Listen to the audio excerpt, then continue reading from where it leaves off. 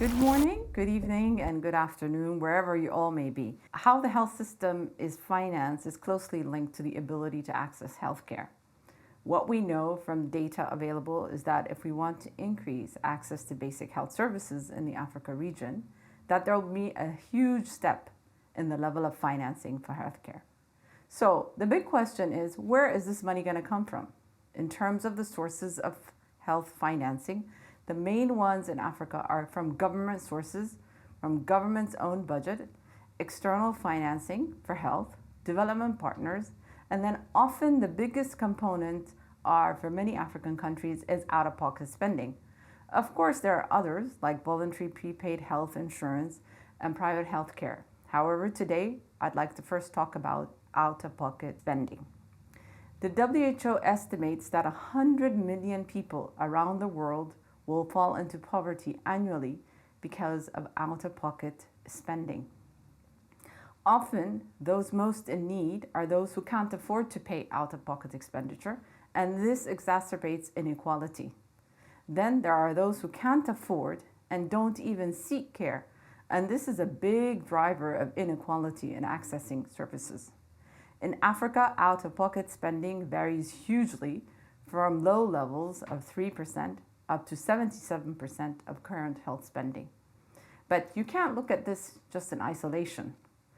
Low out-of-pocket spending doesn't necessarily mean you're doing well on access to affordable health services. It might mean that people aren't accessing services. So you really have to study it along service coverage. This is why, as part of the Sustainable Development Goals, both financial risk protection, service utilization are measured in tandem. And then we look at second part is development assistance. Development assistance and health accounts for between 0 to 68% of all health spending in the Africa region. It varies widely, but mostly targets lower income countries.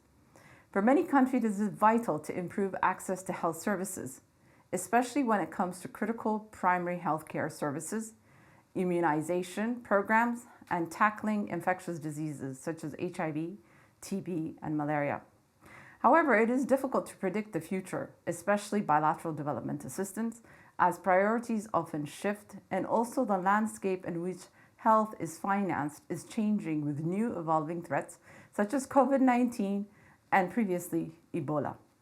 External financing is linked to the broader global economic environment, therefore highly unpredictable.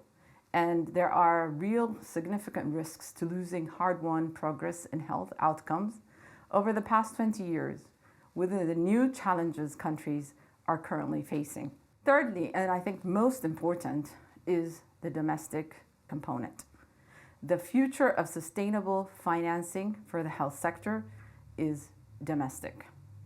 Currently, the domestic spend in health in Africa can account for between 7% right up to over 70% of total current health expenditure. But that's only part of the story because that is current health expenditure.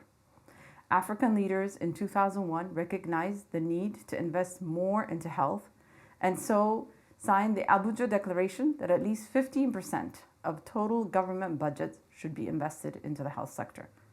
That is 15% of all money the government raises annually.